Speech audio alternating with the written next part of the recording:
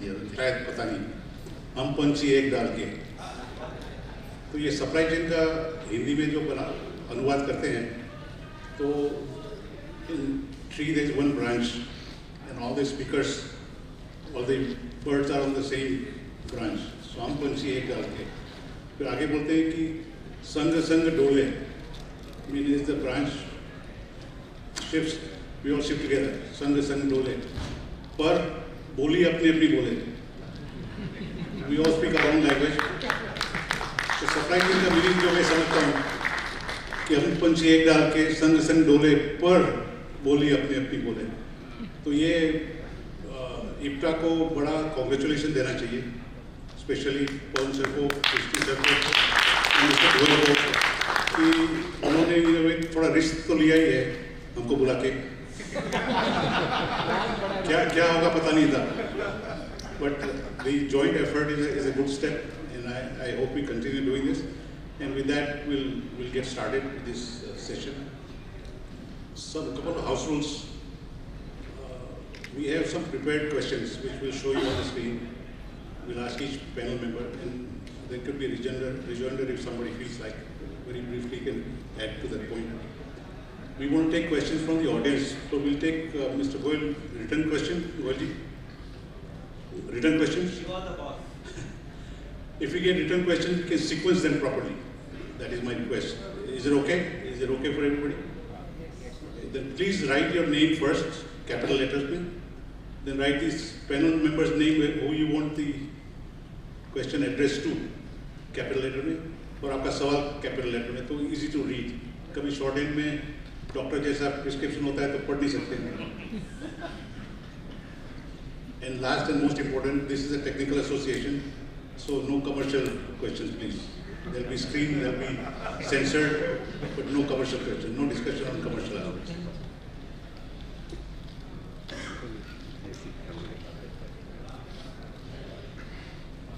So Sameer जी, आपसे शुरुआत करते हैं.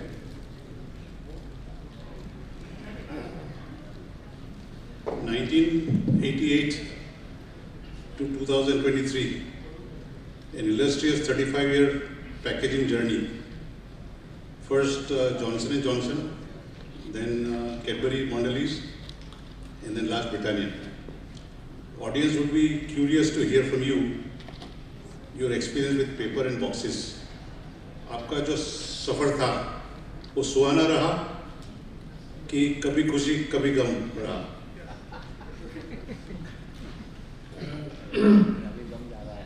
I think the whole journey was very satisfying actually. कभी खुशी तो हुई, जरूर हुई. There were a lot of moments of pride, achievement and satisfaction. But there used to be a constant struggle also, initially. Like I will just break down my whole 35 years career in 3 phases. When the corrugating industry was, say in 1988, everything was almost manual or semi-automatic maximum. Then came the status of automation coming in, and a lot of quality improvement was seen. Then came like packaging. See, I am speaking from the user point of view, so it might be slightly different for you. Then came the point where we started printing those boxes very well, and then we went into the jamana of packaging for modern trade, and that was a different ballgame. Then we came into the POPs, then e-commerce, and it is now really evolving. But the initial phase was a lot of quality issues, lot of packaging had to emerge as a science. It is not just corrugating industry, but converting industry and other packaging fields also. Being from the first batch of IIP, we did this job in our respective companies, myself and my colleagues. We established packaging as a science into these companies. Because when I joined Johnson, the corrugated box, somebody will call Gatha, नहीं तो cartoon, इसके beyond knowledge नहीं था. and everybody was expert in that. And most of the determination used to happen basis the hunch or guesses. So we first time tried to educate people on what a corrugated fiberboard box is. So journey started from there, and from there it went on. There were a lot of problems, and sometimes in the converting industry, we had to go and really work close with them, understand what are their real problems. We went to paper mills in turn to understand why they are getting maybe a faulty supply sometimes. And then we understand the whole situation. Then we had to advocate this in our company, which was a very difficult part. And this way the journey went on. But I will say, in spite of some difficult situation, the journey was always exciting and we really enjoyed it. Very nice. Thank you. I'll come to Muthu. Mr. Muthu, during Mrs. Gandhi's rule, Mrs. Indira Gandhi's rule, we heard of nationalization, banks, insurance company. During Mr. Rao, Narasimha Rao's rule, Manmohan Singh's rule, we heard of globalization. Import license went away, customs duty came down, globalization. During current Mr. Modi's rule, we hear of privatization in India. From you, yesterday for the first time I heard a concept called paperization. तो paperization sir क्या होता है बताइए? Thank you, sir. And I'm not here to comment the first three trends that you already talked about, but I'll definitely try to articulate what's happening from a point of view of paperization. I just want to give a larger picture. Globally, about 350 million tons of plastic gets produced, annually, and only 9% is getting recycled, and there are about 8 billion tons of plastic sitting underneath the ocean. Yeah. While substitution is not the solution, I just want to make it very clear. But clearly, there is a problem, in our use of packaging, whether it is paper or plastic. We have to establish collection and circularity and efficiency. Yeah. One of the trend to solve that plastic problem, there are many people are looking at. One of the trend people are looking at to solving is through substitution. And there is a lot of new developments happening. I'll talk about three of them. One is clearly you can see that many of the quick service restaurants who were using plastic, or even when you go to street side vendors who were using a lot of plastic, thermoformed containers to injection molded containers, they are all quickly moving towards pulp molded paper and paperboard.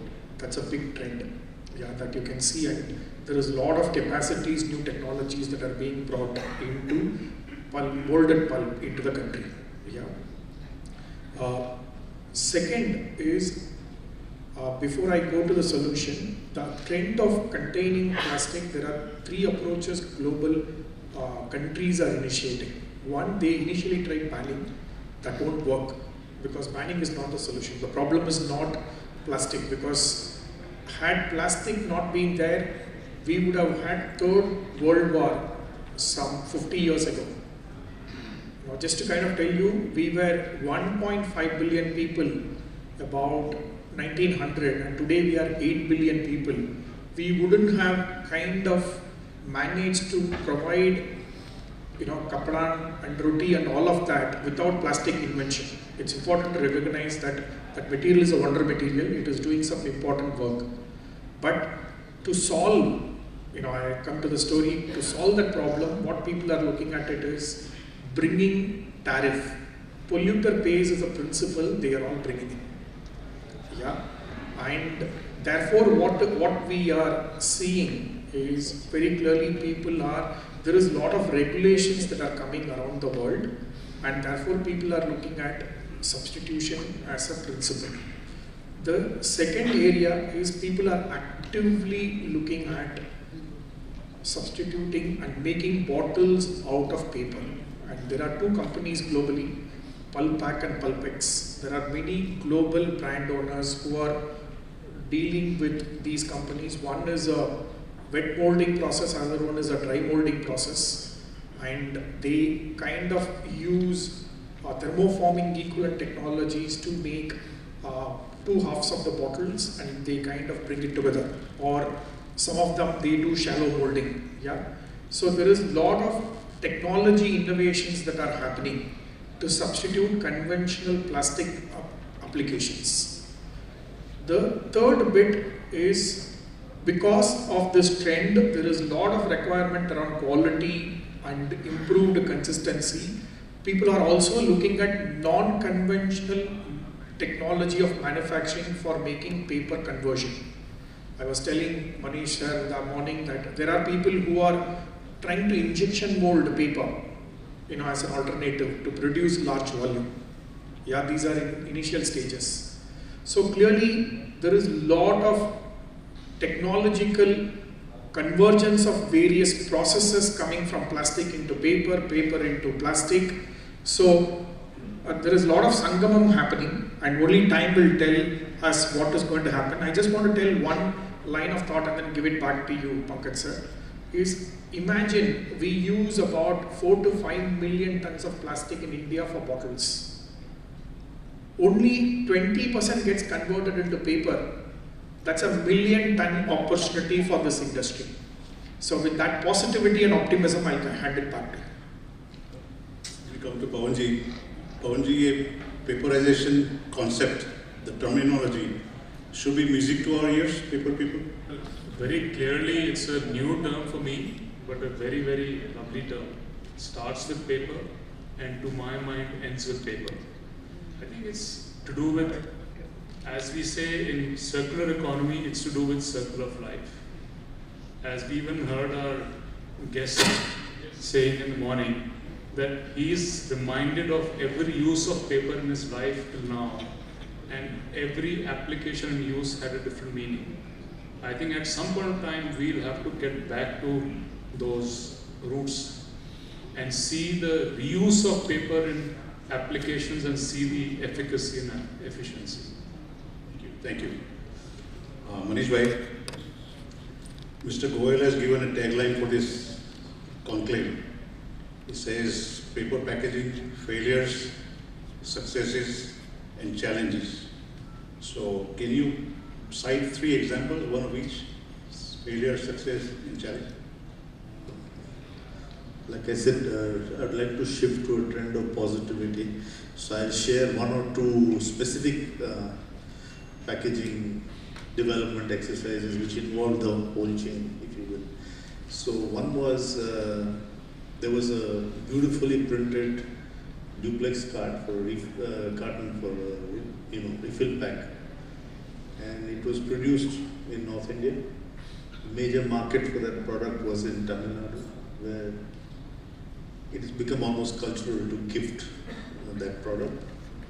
And we were in a brainstorming session with the packaging development team of that particular company. And when we were discussing this, they said, this beautifully printed, UV-coated, multicolor offset box reaches our destination in a damaged condition.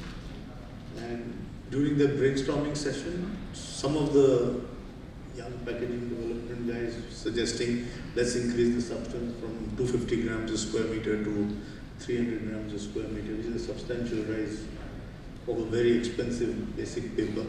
Then I said, look, what was the problem? Because when it gets supplied dented and it's on the shelf, nobody wants to touch that box, including the store owner who opens the box, lands up with a compressed box. No customer picks it up from his shelf. So the solution they were looking at was to increase the substance of the box. And when we were there, we said, like, look, the first question that you got to answer is, why is it getting damaged? Why is it reaching in that state? Before you look at modifying the kind of board you use. So in that discussion, it came out that the way it was being handled, the specification of the corrugated container in which it was shipped was inadequate. Okay, so they showed us a picture where there were people in a warehouse who were stepping on boxes. They made a staircase for boxes.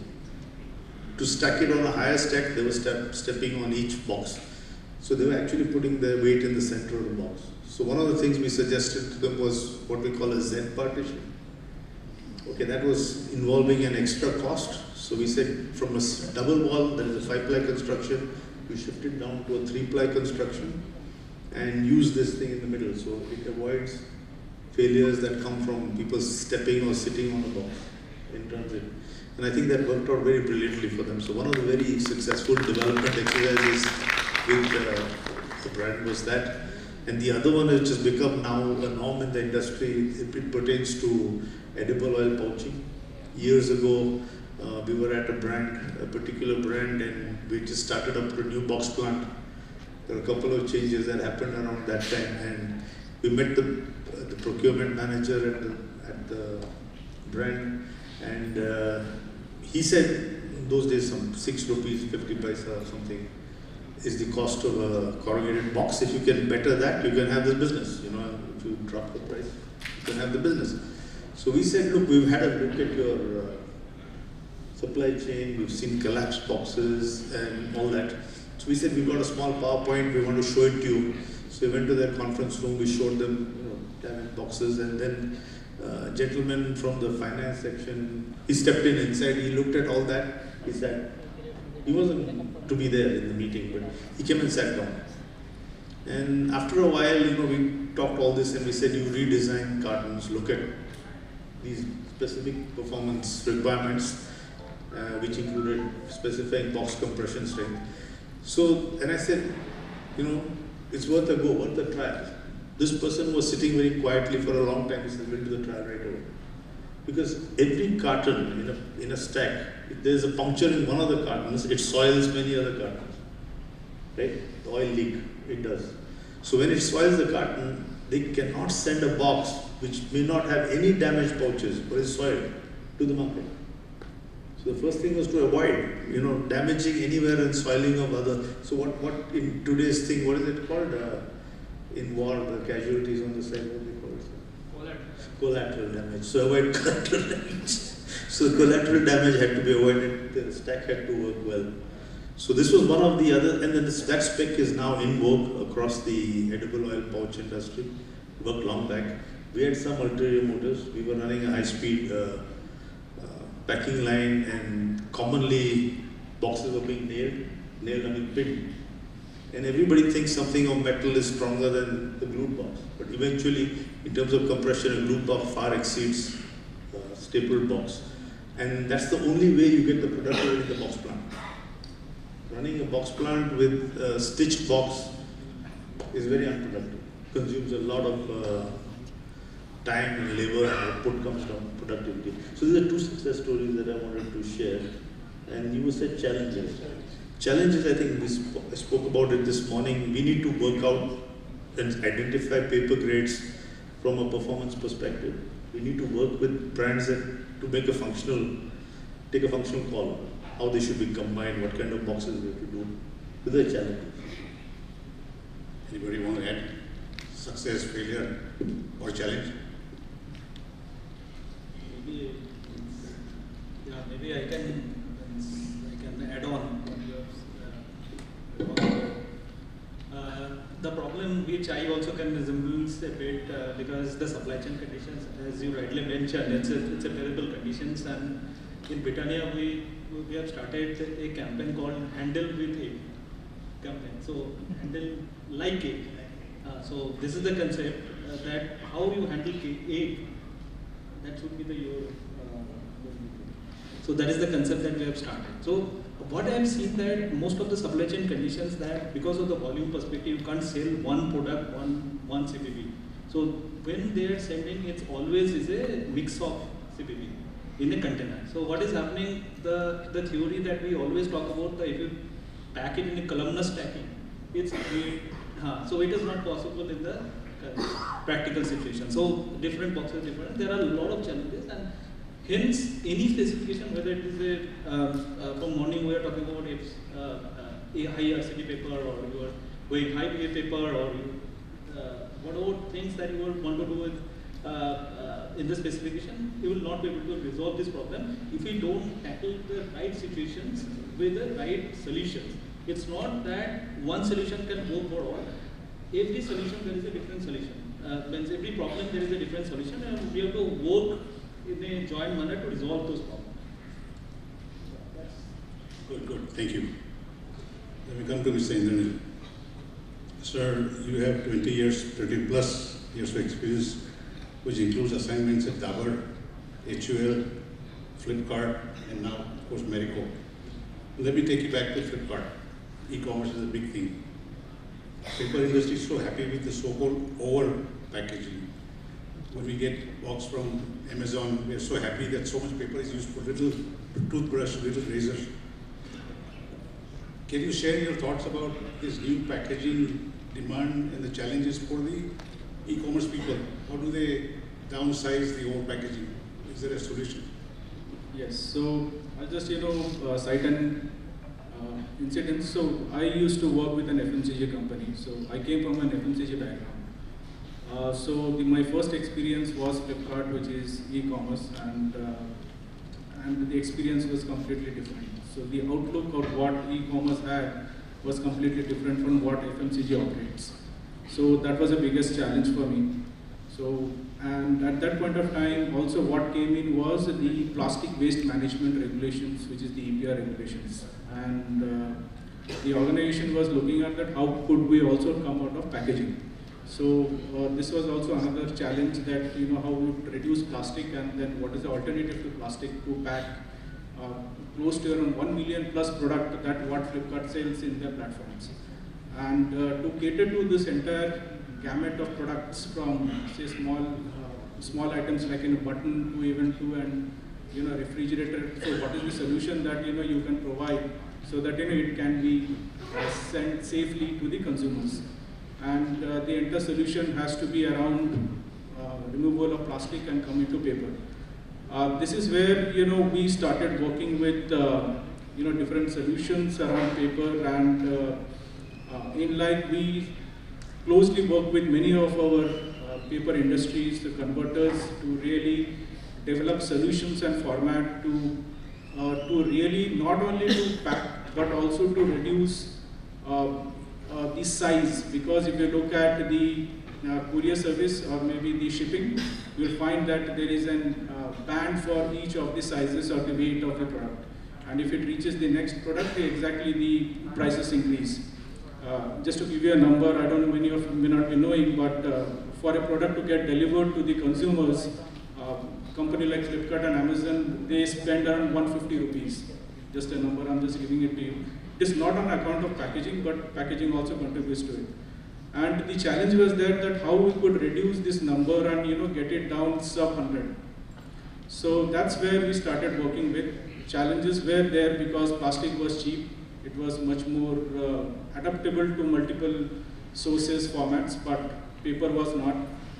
We struggled, and that's where we closely worked with Indian mills, but there was a challenge because Indian mills paper were not really meeting to the requirement to replace really the plastic bags. And that's where we worked with international paper mills as well, and the paper bag was developed. And along with paper bag, we also developed specialized coatings and everything, and that is where we were able to completely replace the plastic and come up with a solution of the paper bag. So that was one of the format. Now if you order anything from Flipkart or Amazon, at whatever this one, you'll find that it will come in paper bags. So paper bag just got introduced during that time. So thank you. We also started working on different format, that how we could reduce the size. As I said, size was always a challenge because we also sell mobiles and high value items through the platforms.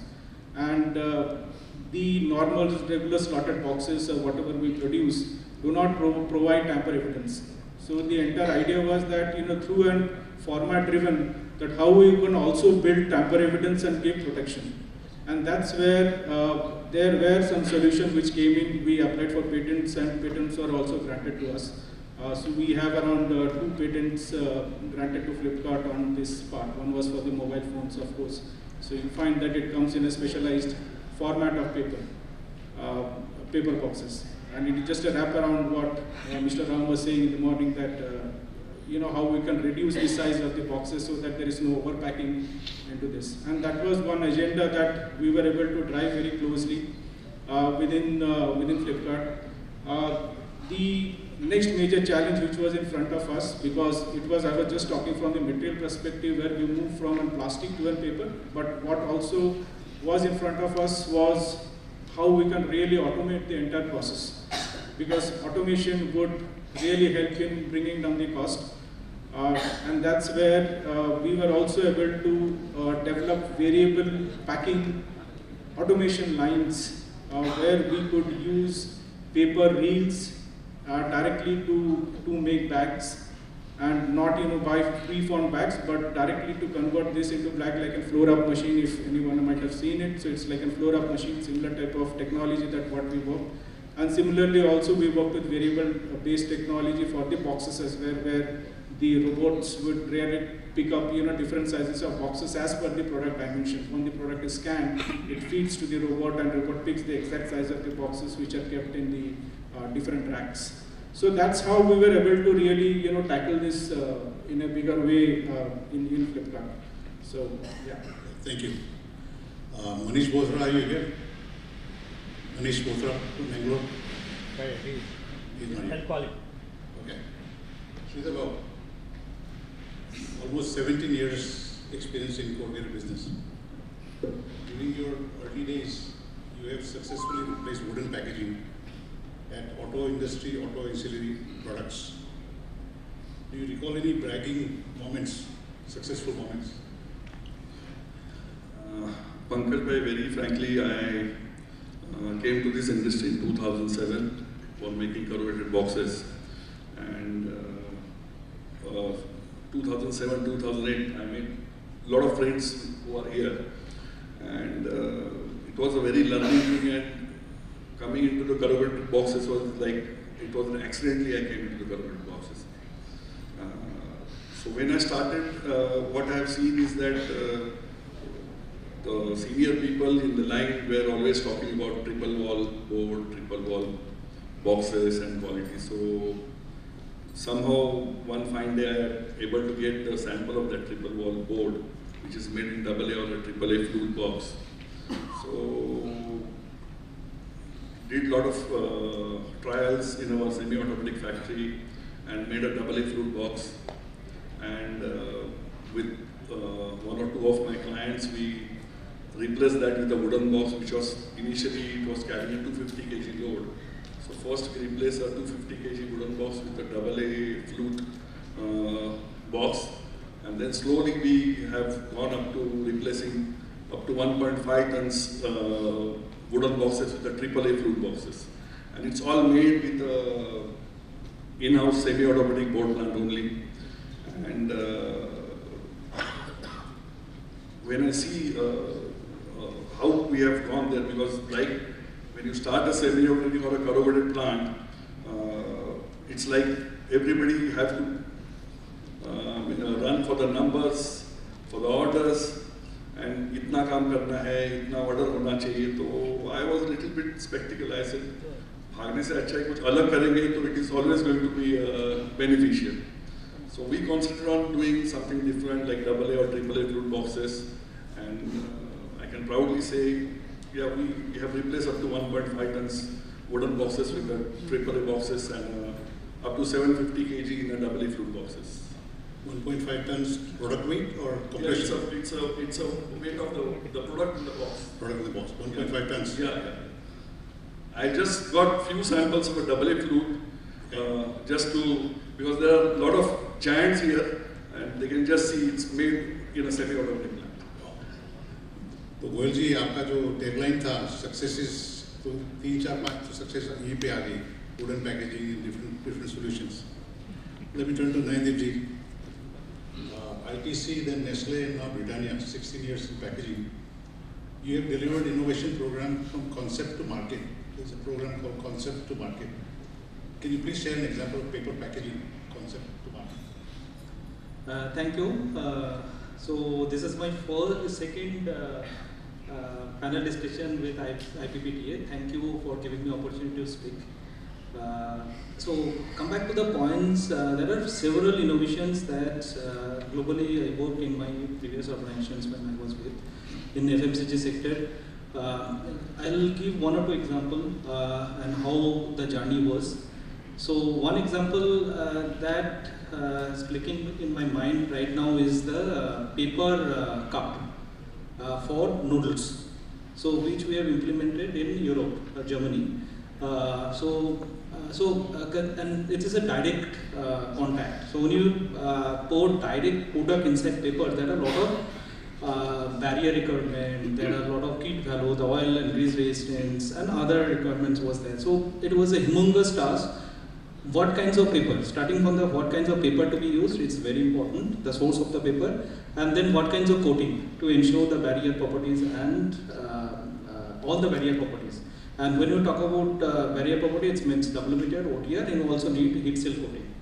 And throughout the journey, what we realized that paper doesn't have any barrier. So if we use all high cost coatings, it actually doesn't work because it's consumed a lot of, because paper having a pores, it's absorb all the coating. So it is not giving. So first you have to make the surface smooth, similar to the plastic. Like surface. So the major problem was what is the cob that we have to start with, what is the paper cob, and with every coating how the cob value is deteriorating. Your target is how you bring the cob value close to zero or near to the zero so that you have a better barrier. This is one part. Second part, when you form, if your barrier coating is very rigid, because when you apply, so it's always probability of crack, and when you form the cup. And then there are different grades of coating that has to be used where we get a flexibility of the coating, which is also important part of it. And then we form the curve and then we start doing the evaluation. And there is another part in paper when we put directly product inside. What is observed that initial moisture of the product is increased significantly, and then it gets stabilized because there are a lot of headspace in the cup which actually absorb the moisture from the paper, and hence your initial moisture has gone up, and then it gets stabilized, and then you get self-life. So, and there are different ways. So, our perception is that when we launch something, we always compare with plastic, and then we want to get something similar barrier that we want to achieve. So, we have to see, and we have to validate with your market scenario, which is a fast-moving product. So, hence it is very important that choose right product where you want to implement paper. So it's not like that every product you can replace with paper. So this is something that you have to choose, and this is where the all starting from the development process, how it's gone, and finally we have launched there. So when you try to do it in India, we have a lot of challenges came. First, the quality of the paper, which I haven't got a paper which is close to 20 cob with the starting weight. So the cob is always on the 28-30 range. We haven't got a good quality of paper. This is the first. Second thing is what it came that the barrier coating. The barrier coating is available. The main challenge is that the coating, where we have to do the coating. So it is not a single coating anyway, because you have to do primer, WBTR, OTR, heat seal coating, and every processes. So it's a multiple coating. So I didn't get found a single vendor who can do all coating in one go. So there are multiple offline coating. And this coating I am talking about, there are different coating like AR9 coater where you need a hydration. There is a kiss coater, there is a gravure coater. So one machine can handle all 2 options or 3 options. There is a challenge. So it didn't get. So this is the second the limitation that we have. Third limitation that we have is formation of the cup. So there is a edge penetrations always happen when you pour hot water. So how to reduce that edge penetration? So those challenges is there. So and then automatically the consistency of all these 7 coating and ensuring efficiency throughout the process, it was the challenge. So for India it was little bit difficult to launch it, but for definitely this is the learning that we have to, and then all the learning we have to capture how we can first move into the Indian perspective. So there are, that was, I can say that this India market is still, there are a lot of scope of development which we have to work jointly with all converter, paper mill, then coating vendors and the coaters who are doing the coating, and jointly we have to work on a common solutions to make of the thing. That's the concept to This, market. this is the concept to market. How you do, it is not that we choose the paper and you implement. So there is a complete study from the problem, understanding the problem and accordingly work on the solution. So there's an idea and there's a skill management to implement the idea. Very important. Very Exactly. important. Nikhil bhai, you are the next generation, young, energetic entrepreneur. Papa कहते हैं बड़ा नाम करेगा. We know your father, so I take the liberty. 13. So, firstly, good afternoon, everyone, and thank you, Pankaj Bhai and IPTA and the entire fraternity for providing me this opportunity to share my insights. Honestly speaking, the need or the requirement of getting into compliance was definitely one of the factors was a customer need and an expectation. But we as a company believe that to have a differentiating factor and it's a competitive world. So we need to have something unique. So I think so this would be an enabler. So that is why we wanted to go towards excellence in quality through adopting through the TPM and the TQM way of working. So that is what the start was. So this journey actually we started around 2015 or 16, and it was not a mere aim in terms of just mitigating the documentation side, which is a general trend which we as corporators follow. But we wanted to be more focused upon adopting it widely and deeply across the hierarchy. And we truly believe that this could be an enabler to change our management approach towards the way of business working. So today, I mean, after adopting it for more than 7-8 years, I truly believe that we as a company have grown in terms of our systems adaptation, and it has reaped broad, intangible and tangible benefit. So tangible maybe not only in terms of the development of our product quality and standards, but our productivity and efficiency in terms of overall equipment, of our equipment efficiency has improved, and our customer service has improved, and also this has also helped us indirectly in terms of customer satisfaction and loyalty. So yes, that has been one of the major tangible benefits. And intangibly speaking, one of the biggest benefits which we made a learning center for this journey, and this center has really helped us in enhancing skill upgradation in the entire hierarchy, especially down the line level. So this has really given us a very big benefit in terms of not only customer loyalty, but also internal customer retention. So that is what the TPM and TQM has really given us. Very nice, very nice. Quality always pays, quality always pays. Sabir ji, in your journey, in many ways, you've been involved in developing specifications for boxes, corrugated boxes. Earlier days, it was material specifications, 120 GSM, 24 BF, beef root, those kind of specifications. Later on, the performance part came into picture. Do you see a trend where material specifications go away and only be performance standards? How do you see the metrics between material and performance? Yeah, very complicated question and difficult one. But since what we have heard since morning and what we are observing in the industry, I think it is going to become imperative that we move to performance specifications. Frankly speaking, twice in my career, I tried to do that. But as you said, at that time, proper standardization or validation process was not existing. So those experiments failed. And that is why we went back to burst factor formula.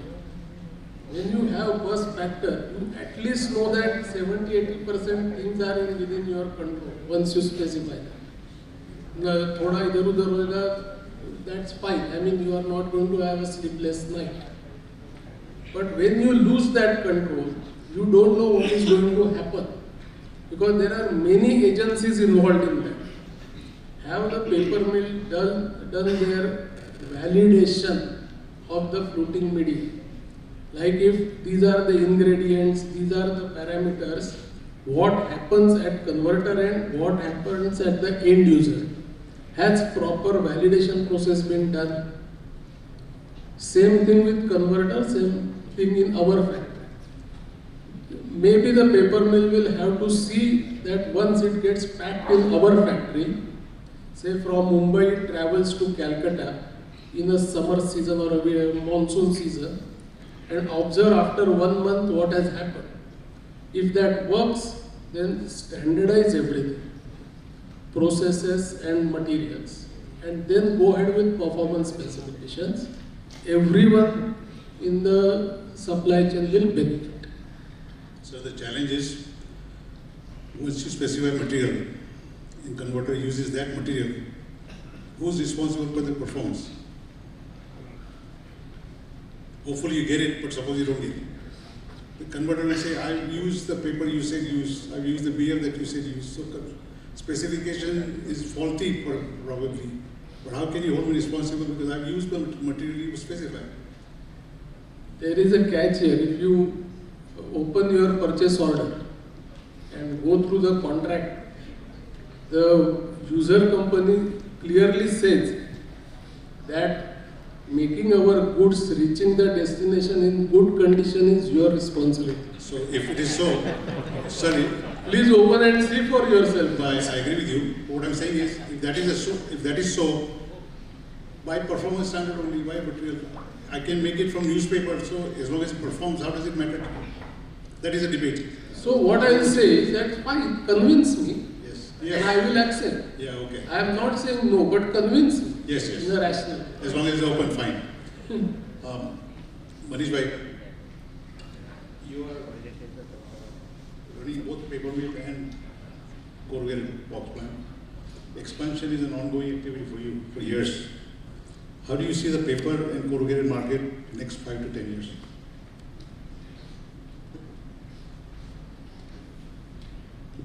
Yeah, generally that's a tough question because of the time horizon. But in 10 years, we should be on par with elsewhere in the globe.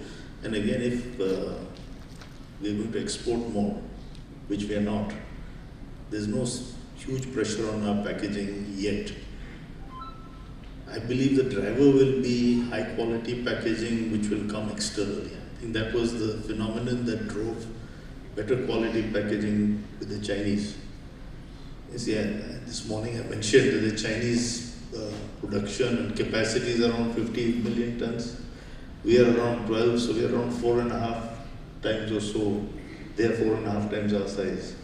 Now, one of the biggest drivers for their entire market was exports. The exports are demanding of certain level of quality in packaging, which is far more stringent than the domestic market. So if you look at, so a lot depends. We are a supplier industry. We're supplying packaging to product manufacturers and sellers. So a lot is driven by what they do and how it will shape the back-end industry. The paper industry will also depend on that. So that 10-year horizon has got many ifs and buts on its way. A lot depends on our users, the demand that they will place on packaging, the quality of packaging, and at the back end, the paper mills will have to perform. But like I said this morning, there are FTAs, papers coming in duty free. The transport cost, for example, from Bangkok to Chennai is less than the cost of from my factory to Chennai. I mean, it's interesting to see the logistics there, how they play. So, I mean, we have yet to see. We are at a flux. See, at Aurangabad, Sambhajinagar, we have the new Samruddhi Expressway. The new Bombay-Delhi is coming up. So in next 5 to 10 years, hopefully we'll have many good roads where transport will be not so demanding and cost hopefully will come down. But let me turn to Muthu. Similar question, sir.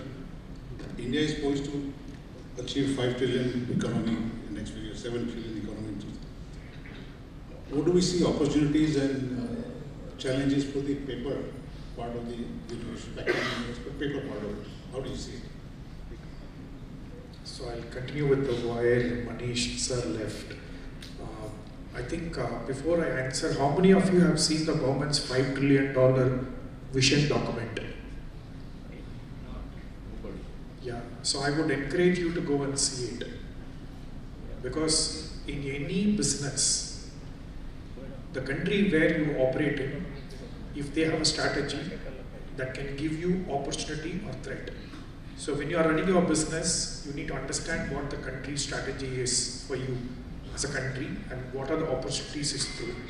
Just to give you a glimpse of 1 or 2 points, they are talking about farmers moving from producing foods to producing energy. So they are talking about basically solar as a big bet our country is making. Your industry is completely dependent on energy. And how are you embracing new alternative energy is an important enabler. I'm just connecting the $5 trillion initiatives and what's happening in the country and how you should be looking at it. Yeah? They are talking about exports. A lot of goods from here. And which brings to the point that Manish sir talked about. For us to be export worthy, we have to have export quality product. There was enough, I must compliment that the previous session we had before lunch, thanks to the organizers and the speakers, it's a master class in good quality paper manufacturing technology. I think we should recognize a round of applause for that. So clearly $5 trillion journey is going to throw a lot of opportunity. I think the big question that comes, I'll give you 3 points also, which is what Manish sir said, I'll just re-emphasize is, are we ready for it? Yeah. I want to give you 3 pointers. Just do your own arithmetic. The industry is growing at about 7 to 8%. You're going to simply double your capacity from 25 to 50 billion in the next 7 to 8 years, not even 10 years. So, are we going to build the next 15 million? Out of that, if you assume half of that is going to be in craft paper, what technology are we betting? Are we going to be making the internationally competitive 300 or 500 tons per day kind of capacity? Or would it work for our markets because of the way our network and logistics is designed? But can we at least look at a 300 threshold, good capacity, international quality manufacturing line? The second point, I just want to leave a thought. If you look at the thought leaders here, including me, we are all above 50. Can we attract more young engineers into this forum? I think for us to take this industry, we were discussing in the point, clearly there is an opportunity to attract more talent. The third point is equally, I don't see diversity here. I don't see women representation in this, barring 1 or 2. Very clearly, we have to bring more distributed, diverse candidate and leadership into this forum. So there is, to sum it up, Pankaj sir, very clearly there is going to be opportunity, but it is in our hands to grab that opportunity and build this, and make it even bigger than what we are seeing today. Similar line. Recently at Elite Plus Global Conference in Mumbai, both Muthu and you took part in the brand owner perspective session. Can you share your thoughts on paper packaging in future? Yeah, so a couple of points, we have discussed today morning also that plastic, there is a positive, there is a negative part of it. And the negative part is always talk about post-consumer waste, how to handle, how you segregate plastic, that is the biggest problem. But for paper, the problem is not there. So in India, at least, there is a proper post-consumer waste segregations collection is there. You can't see a single piece of paper there littered in the environment. So this is the key benefits. The struggle where it is the functionality barrier, the quality of the paper.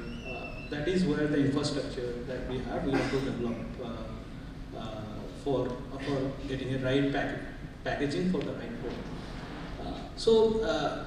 Few examples that I can talk about because somebody is talking about the new new trends which is coming is agri-waste based packaging.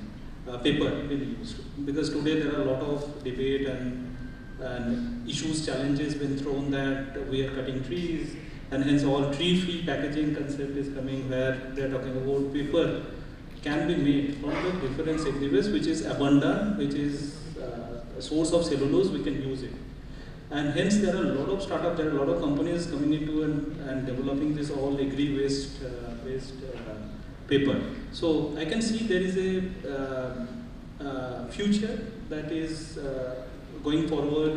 It may happen that in a corrugated board, at least for not for duplex board or direct food contact paper packaging, but at least indirect food contact packaging, I can see at the liner we can replace this agri-waste based packaging. I can see there are some futures there definitely on corrugated board box perspective.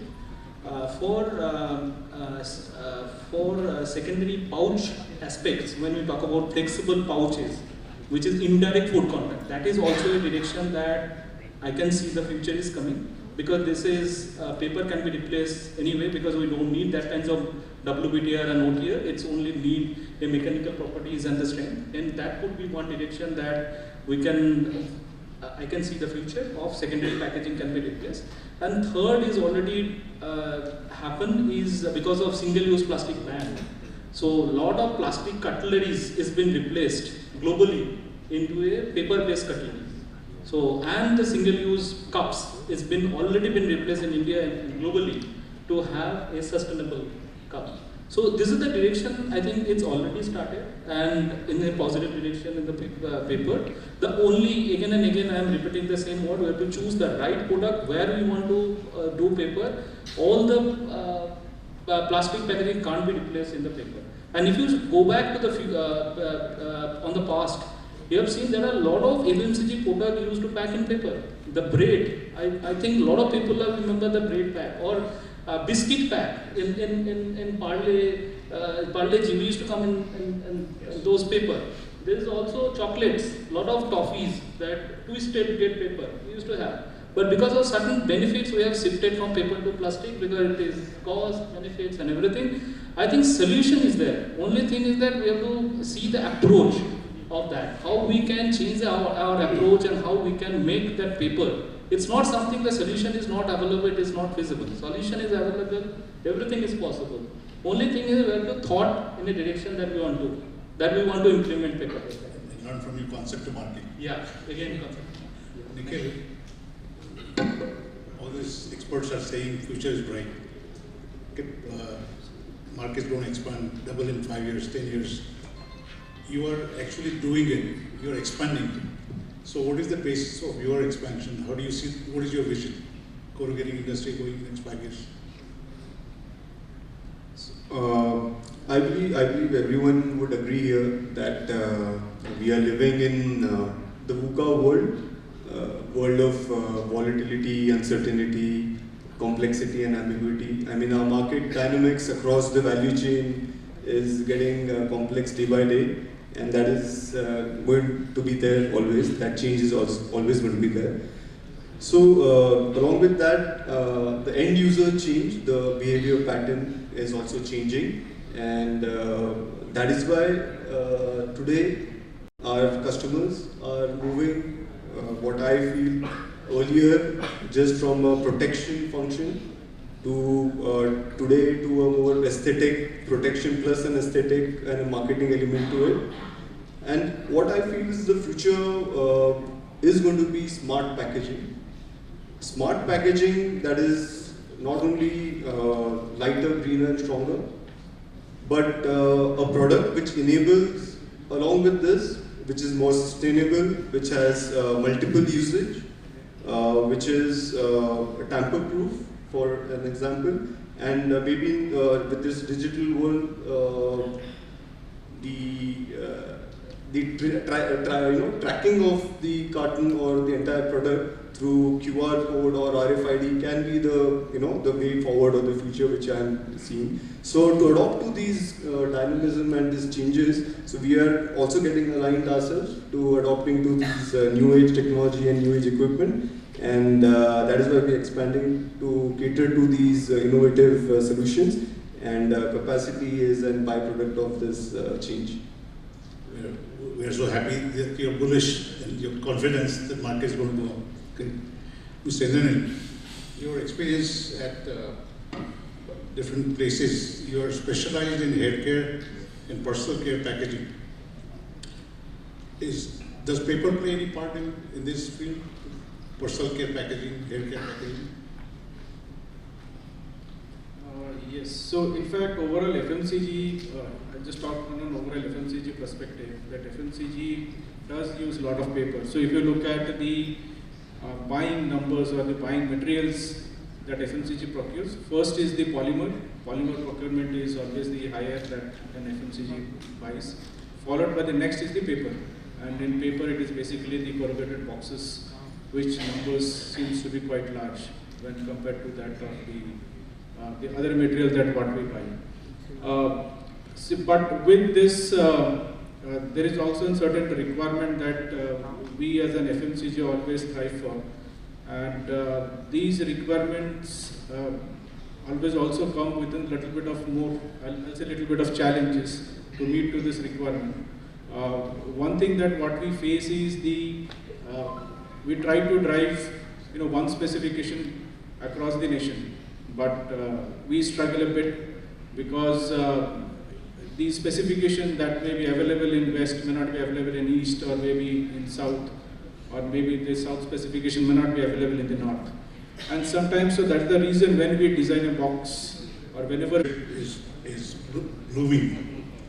Your corrugated plant is in India, Pune, but your machinery manufacturing plant is in China.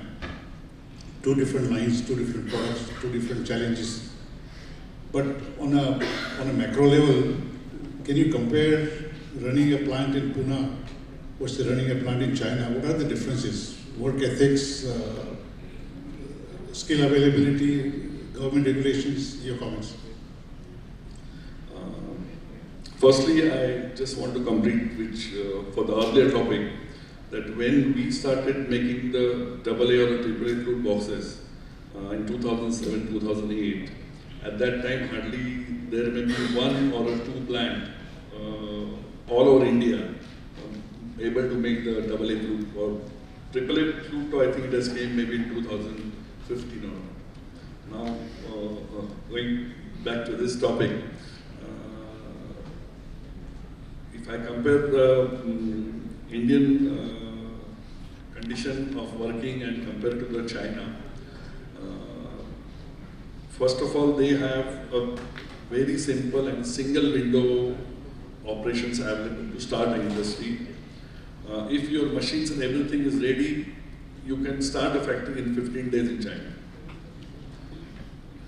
They offer you two options or three options. Like one option, you just send them your requirements, they will give you an appointment in a week's time, and then they will show you first a barren land, which they can build within 45 to 60 days, and your factory is ready to run. Second option, they will give you with multiple sizes, ready shades, completely ready to start even the same moment. And third is the paperwork. I think the most simple way and the very easy way of starting is there. If I compare this here, everyone is knowing, they say there is a single window, but there are so many inner windows, and whoever is the consultant trying to make the compliances for the factory, he just get frustrated. This is absolutely not there in China. You have sizes like 1 acre, 2 acre, 3 acre, 5 acre, depends on your requirement. They have made the industry areas ready. So it's really appreciable, and even we cannot compare anything. Even we say the 5-star industries, part developed here in India are still not comparable to what they have. Even their rural area industries are far better than what we have in the five-star industries. And if I compare with the labor there in China, I can say their one labor is almost equivalent to our 2.5, 3 labors. Because when he works, he will not see here or there. When our factories or even bigger factories, I see if somebody is visiting the plant, the worker is मेरे पास देख रहे हैं क्या वो इधर देख रहा है क्या his attention is diverted from the work what he's doing, but there they do like they really work like a robot. And if it's a lunch time or it's break time, he will not see anything for the work, he will just enjoy that time. So I think that's a major difference where they are so ahead. Cultural difference. Yeah. Cultural difference. Yeah. Mr. Krishnan, Vice President of IPTA. Sir, your observation on running a factory in India versus China on a lower level, not national level, but worker level, skill availability, their efficiency, their focus, their culture. How do you see it? You have one perspective, your perspective, sir.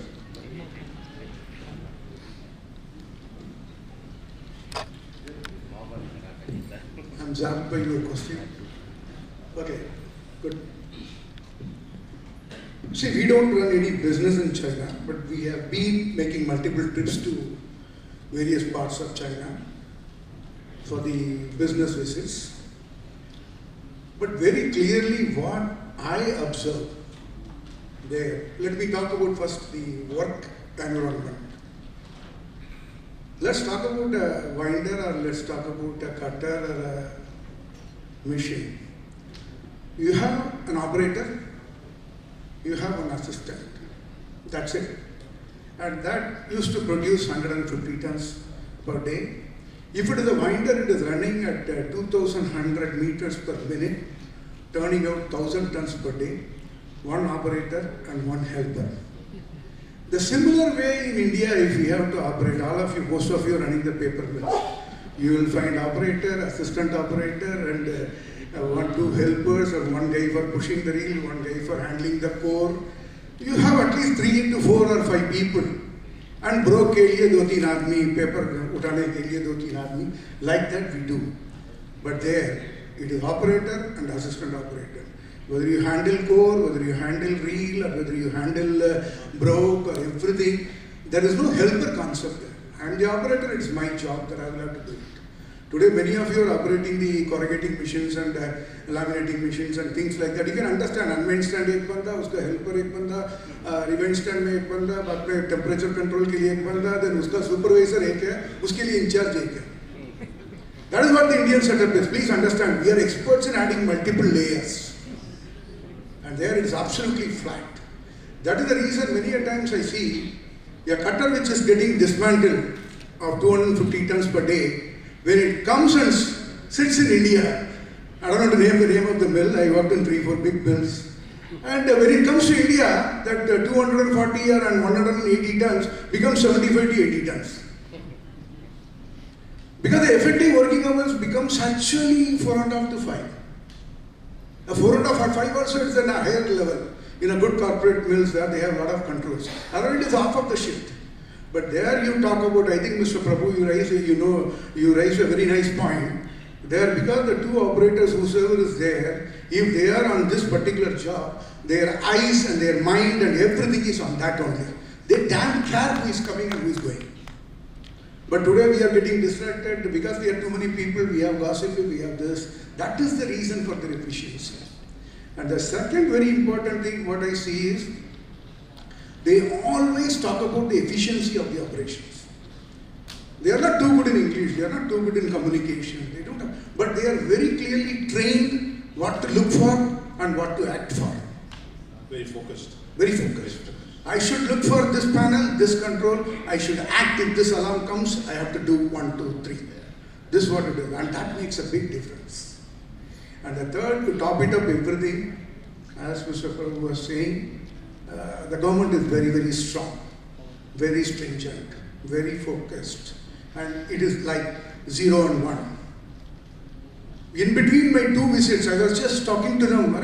We used to have a lot of small fabricating shops and all here. Now I am seeing complex or something in Jiangsu. And he said, yeah, it's all 2.5 years before. After that, government decided within 1 year all have to vacate and relocate. The government has given the land, they are relocated. If within 1 year they are not relocating, there is no question of court order, court stay, and then I can stay there for 8 years, 10 years and all. They are raised to the ground.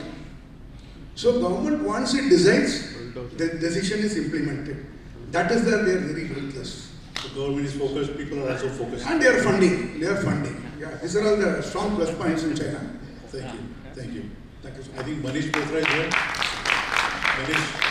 Manish Bothra, I have a question for you, sir. Earlier, Indranil was talking about Flipkart experience that he had. And the issue we have with Amazon boxes or Flipkart boxes or e-commerce boxes is over packaging. You order a razor, but it comes in a box like that. So we as a paper fraternity are happy that they are over packaging. More paper goes for small packaging like that. Your exposure, you have Bangalore, you have a corrugated plant, and you have recently started a paper mill. Your perspective on this so-called over-packaging by e-commerce people, how do you see it? This was, over-packaging was actually a very, very over-packaging some time back. Now they realize that, need to cut costs, and they're also sizing down now. Slowly, so we can see that in our volumes. The number of packages are still the same, but the packet size is decreased. So as a supplier, we've seen the tonnage going down, but the number of SKUs and number of deliverables are the same. So overall, they have become conscious. They are slowly decreasing the oversize to a slightly lower and a better size than before. That's our take. You're specialized in selling boards to converters. Yeah. Do you see someday that e-commerce people will buy board from you and make a box there in their own factory because they'll know the size at that point of time, not ahead of time? Yeah. So they can have a flatbed punching machine, buy board from you, and make exact size that they want because they know the size at that point of time. It's already happening, and one of my customers who I used to make furniture boxes for is an e-commerce platform, and they already bought a machine to score in the boards. So now I'm down to only supplying the boards to it. Very few die-cut boxes I supply. So this is happening, and it will happen. So these sort of changes are bound to happen. They have been happening in Japan. They've been happening all over the world. So this is bound to happen in India too. Great, thank you. So Pankaj, just yes, sir. Yeah, in fact, to that point, when we were part of the Flipkart, and there are technologies in Europe which is an upcoming technology where it is called on-demand box. So these machines, they have different reel feds of different width, like 5 to 6 reel feds from behind. So when a product is scanned, the dimension gets fed into the machine, and the machine calculates the LVH and accordingly make the boxes as per the dimension. So these are called on-demand box machines which are available, and it is catching up.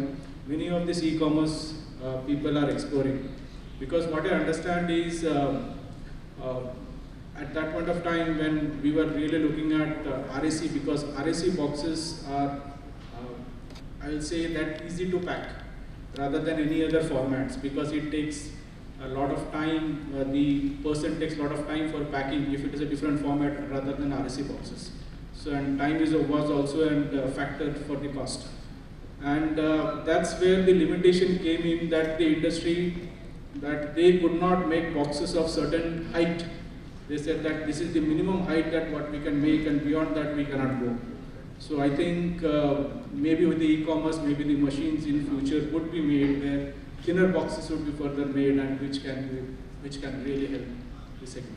Then the box volume will come down, freight will come down. Yes, because there is a height restriction, I think, in these pasting machines or this machine. So I think that's what it is. So friends, you had benefit of expertise on the panel.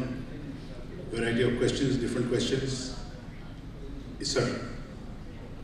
Mr. Goel. Best to my knowledge, US Amazon has a warehouse where they stock the product and they can make the boxes at site and sell it. But in India, I think none of them have, they stock any product, they pass it on to the different manufacturer or the vendor.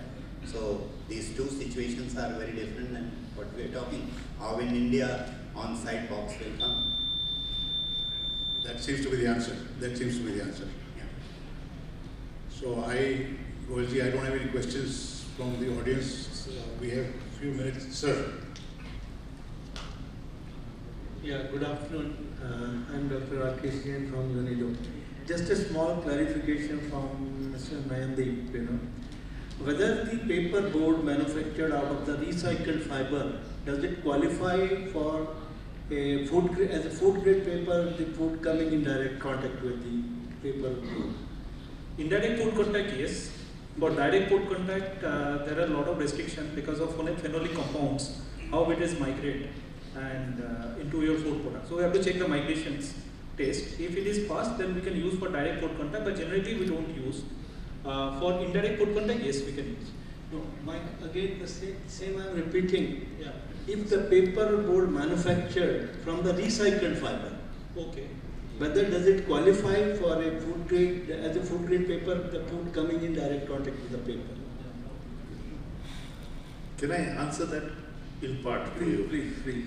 If you look at the most common food that's packed in corrugated boxes, I think is pizza, the direct contact. If you look at America, if you look at it in Europe, it's recycled paper for pizza boxes.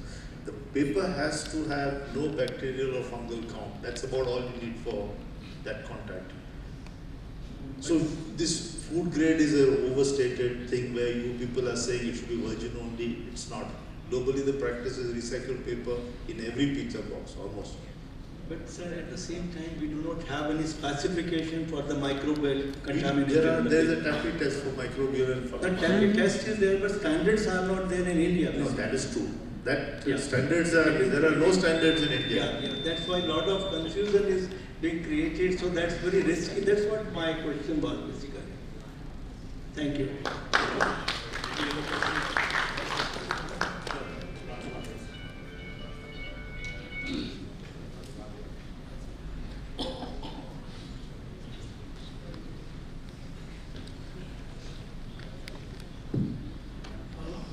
There are a lot of discussion on specifying specifications for corrugated box. But what I see in most of the cases is, even if the boxes are very well specified, on majority of occasions what we have observed is, many of the boxes are failing because of logistics of storage of those boxes.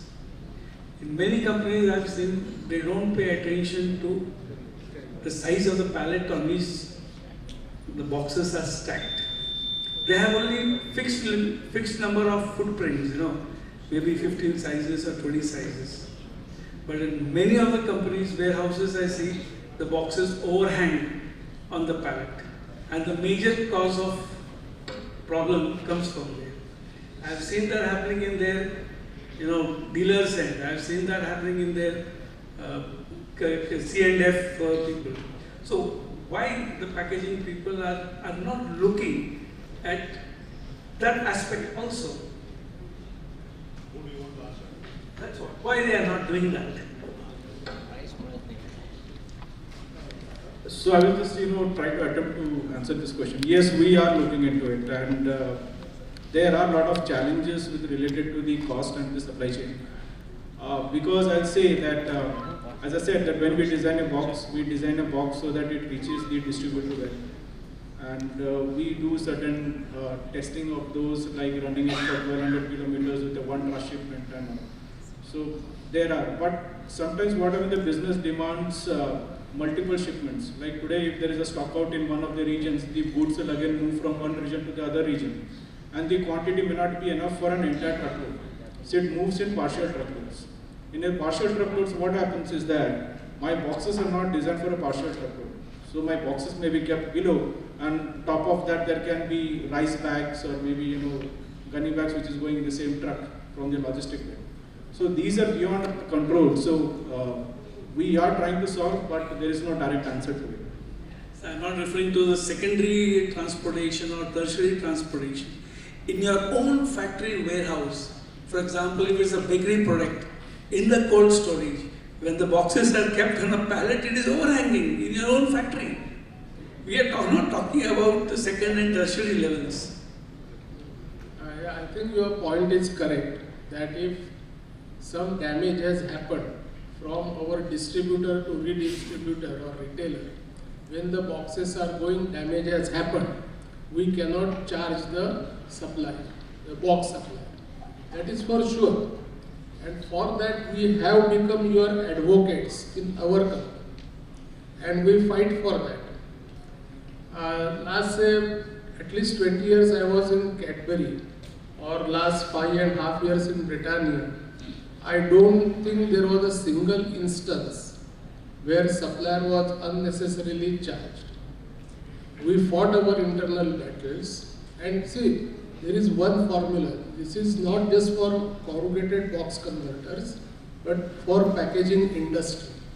That is why in the beginning I said work closely with the supplier and set the specifications perfectly. Validate the specifications end to end. And then within our company we give the message. If these specifications are met, the outcomes are always positive. So the supplier's job is just to meet the specification. After that, his responsibility ends. Then he is not responsible. See, almost 95 to 98% we have worked on this formula for flexible packaging. It has worked, and the company is accepted. On CBB, I think the specification has to be more in detail, and then it should work. That's the only answer I can give. Just to add, means this is a serious problem. I'll say this is a genuine problem, and thanks for highlighting that. Generally, all FMCG sector, when we design, there is a different software that we use. It's called palletized loadability software. So, and this software, one software we used to have is KPAC software. So, when you design, so you have to choose what is the dimension, and you have to choose that because your pallet size is fixed, 1200 by 1000. This is fixed. Now, basis on that, then we design CVP, and we also design what could be the pattern, whether it's a columnar pattern or interlock pattern or something, and then we design. The biggest issue that we have is training and the skill. If I am doing everything, and every CVP, if you go today, every CVP having a printed how to stack. That is a picture, how much load that you can keep, how to load, what is the interlock pattern, everything is printed. But I think it's a training, and maybe they are not aware of, but they will at least bother about it. In the factory also we have faced sometimes, this is creating a biggest issue, I can say. Though we are designing the CVP as per our specifications, it's not been followed because of skill. So slowly in factory we have started training what is the importance. So once they understand the importance of this columnar, how to stack, then maybe they will do it. So we are starting all these practices there in the factory as well as DC, CE, where it's stored. Because none of our consignment in supply chain condition go in a palletized load. It's always in a mixed load. So if you don't have a palletized load, then you are putting in the factory in a pallet, and then you are putting everything in the CVP with the dump. You don't know what is the track height, and then it's becoming a chaos. And then afterwards, once it reaches in DC, and then because he has already highlighted and shared some photographs how it's handled. And then again DC, there is no control how it's been placed in a pallet. So then this is a training. I'm saying only training and is only can resolve this problem. But this is a genuine problem that we are facing, and because of that, lot of issues, particularly when it is a high moisture places or the 3-4 months when the moisture level is high, we have seen this problem is happening because of this. So, but yes, it's a genuine problem, but we have to solve as a through training. As a personal experience, I find that pallet is never designed by the packaging department. This purchase officer simply buys a pallet from somewhere and puts it in the floor, and boxes are stacked and they are 1 inch, 2 inch, 3 inch outside. That's the experience we had. Over to you, Gauraji. Oh yeah. Like board gap. Just one example that I want to give, because whenever we are till now we are discussing various development that we do CBP, and just click on my mind, I thought I should share with all of you, because everyone have seen the COVID time, and there is a crisis of bed, and the corrugating industry people, they design a bed which is made of a corrugated ply. This is an example of what wonders that we can bring as one team. It's a design and speed to the market, how fast that we can bring. So nothing is impossible, everything is possible if intention is right.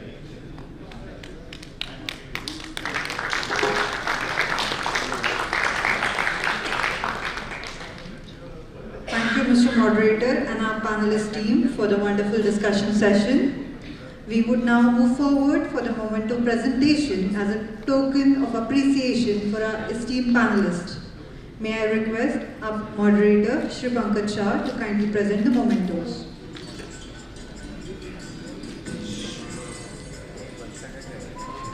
The first memento will be presented to Shri Samir Mehendare.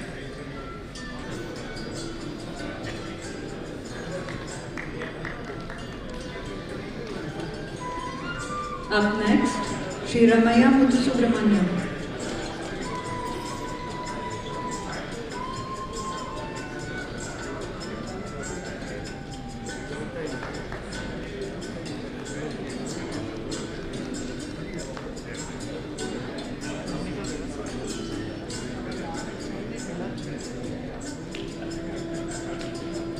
Now, Shri Indradeep Saha.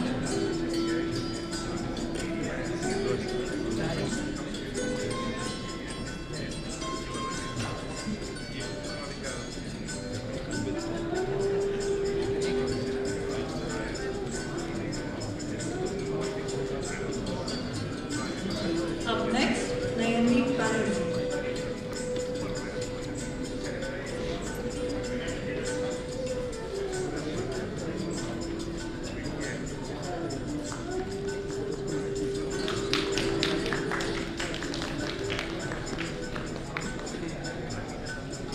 Now, Mr. Manish Patel.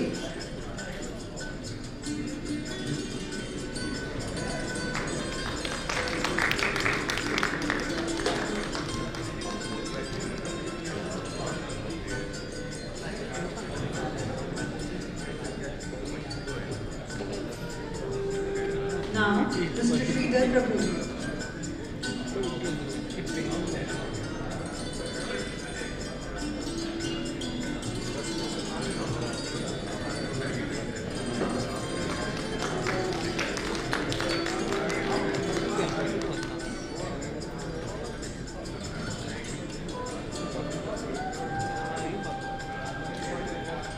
Last but not the least, Mr. Nikhil Trivansara.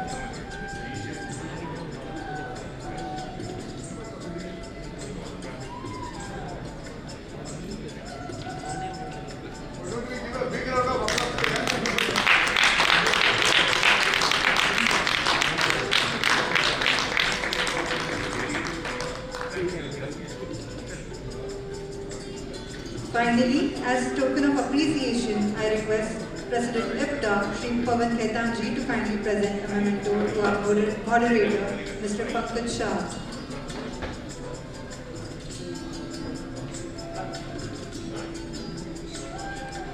Let's give them a warm round of applause for Mr. Shri Pankaj Shah and all our esteemed panelists for their valuable contribution.